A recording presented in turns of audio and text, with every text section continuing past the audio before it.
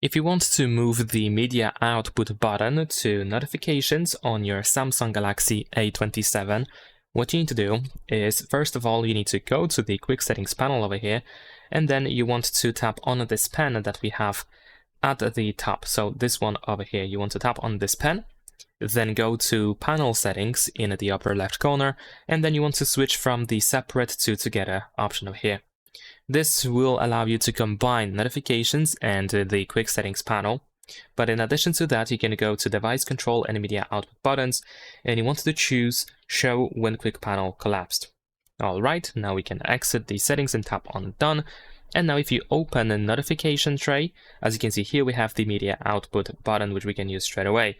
Now, unfortunately, or maybe even fortunately for some people, and now if you open notifications, you have part of the quick settings panel, and in order to open the full quick settings panel, you have to swipe down again in the notifications. And that's pretty much it. Leave a like and subscribe.